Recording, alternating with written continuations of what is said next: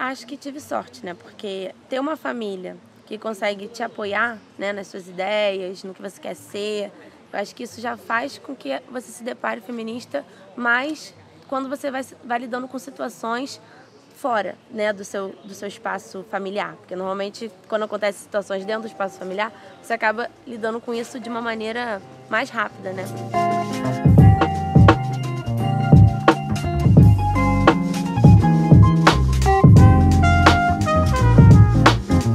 Meu nome é Tainá Paulino, eu sou candidata a deputada estadual pelo PCdoB no Rio de Janeiro.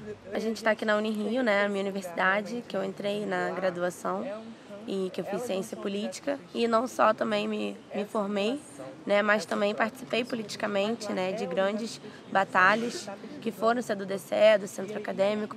Na verdade, consegui correlacionar, né, a vida política do dia a dia, da militância, com também a formação individual e a importância disso, né? Eu comecei a participar da política há 10 anos, né, no Grêmio da minha escola, e eu sempre gostei de me envolver. A minha família também é de professores, sempre atuaram no sindicato, também faziam luta, e a gente sempre se organizou em torno de candidaturas, né? A gente acha que o momento das eleições é o momento onde a sociedade está querendo debater política, é o momento da gente, de fato, mudar as coisas na forma institucional, né? Então, a gente sempre se envolveu na política.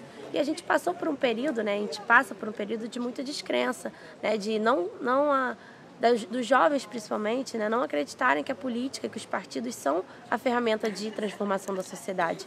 E a gente se colocar para ser candidata, né, nesse período, eu acho que é a maior demonstração de que o movimento social compreende, né, que é preciso sim se transformar, né, transformar as figuras, transformar as caras e a forma de fazer política, e não acreditar, né, que a representação parlamentar vai ser para um perfil de político, né? Mas eu acho que fui perceber isso mais na política, né?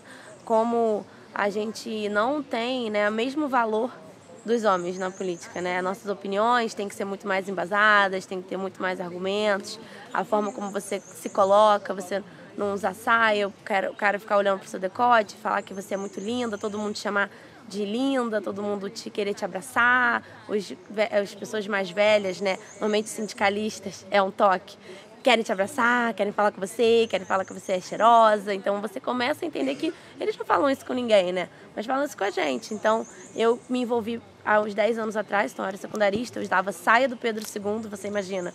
Todo mundo queria me ver de saia, seu uniforme é lindo, ai, não sei lá o quê. E você começava a ficar incomodada, né? Porque de fato você só estava ali participando como todo mundo, né? E acho que a partir dali eu fui percebendo, e os movimentos sociais também, quando eu entrei, não tinham tanta atenção no Brasil para isso, né? Então era uma coisa que você falava da luta das mulheres, mas não numa perspectiva de você entender a ação que também tinha machista e reprodução na própria esquerda, né? Então acho que a gente hoje avançou muito, né? Pelo menos para entender que existe e a gente não ficar calado quando essas coisas acontecem, né? Mas tá longe de fato resolver, né? Ainda tem muito.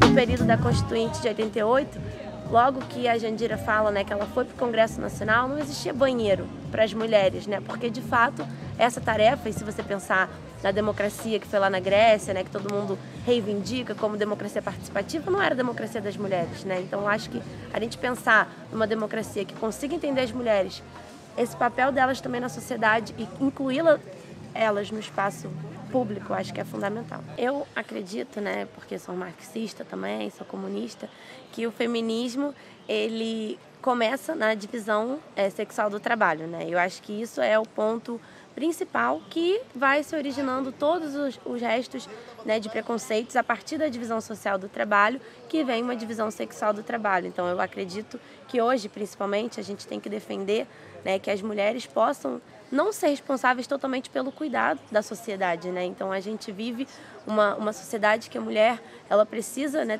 a gente fala dupla jornada, né? Mas na verdade não é, né? Que se o homem tem dupla jornada trabalhando, estudando, a mulher também tem a tripla, né? Ela sempre vai está ligada com cuidar da casa, com cuidar dos filhos, né? E você ter que cuidar dessa reprodução da sociedade. Eu acho que isso que é o lugar que a mulher, né, já foi, óbvio, por ondas de gerações de conquistas, conseguindo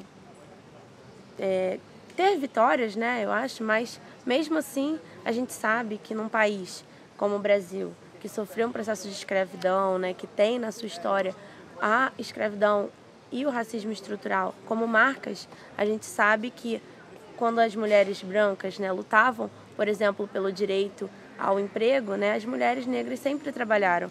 E acho que principalmente em relação ao cuidado, né? Então hoje, quando a gente vê a sociedade brasileira, uma das principais profissões que tem é de empregada doméstica, né? E por quê? Porque isso está enraizado na nossa cultura também, né? Não, acho que não adianta também a gente também só fazer um debate que não coloque a questão econômica como um motor principal, né? A gente precisa ser capaz de dividir as tarefas de casa, de dividir, né, o cuidado dos filhos, e o Estado, principalmente, precisa garantir os instrumentos para isso, né? Quando a gente diz que as mulheres, né, que os homens abandonam os seus filhos, por exemplo, e as mulheres têm que lidar com isso, o Estado também abandona as mulheres, porque não garante as políticas básicas de assistência a esse direito reprodutivo que é para a sociedade, né? Então, cuidar do filho, ter acesso à saúde, né, ter condição de trabalhar também. Eu acho que esse ponto é o ponto principal, né? Então, o nosso feminismo defende principalmente, né, a emancipação econômica das mulheres, né, o feminismo emancipacionista, que acredita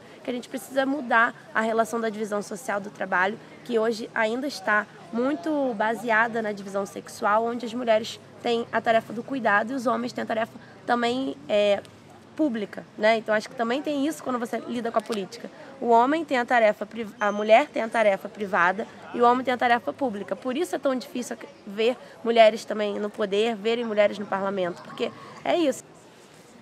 Eu acredito que essa eleição, né, tem muitas mulheres que vão conseguir se organizar, e eu acho que essa é o recado, né, que a candidatura quer dar. Que sendo eleito ou não, a gente não vai aceitar que tirem da gente, né, tudo que a gente já conquistou. O acesso à universidade, o acesso ao mercado de trabalho, o acesso à política, porque vinha aumentando no último período, e a gente não vai aceitar, principalmente calada, né? Na verdade, vamos estar todos os dias nas lutas, como já estamos sempre, em unidade, né? Reivindicando a nossa presença, né? O nosso corpo, a nossa voz, a nossa forma de ver o mundo, né? E as nossas necessidades, porque acredito que a luta das mulheres ela vem como ondas no mundo, né? E a gente vive uma onda na América Latina de fortalecimento da luta das mulheres, e acho que aqui no Rio de Janeiro isso vai ser ratificado com a eleição de algumas mulheres para a LERJ. A gente espera que sejam mulheres que de fato sempre estiveram comprometidas com a luta e que vão continuar nesse caminho de, por exemplo, encher mais as câmaras municipais também de mulheres, porque o Rio de Janeiro é um dos campeões em municípios de baixa representação feminina. Então, a gente espera que a gente possa mudar esses dados e construir no Rio de Janeiro um estado que seja mais para as mulheres também.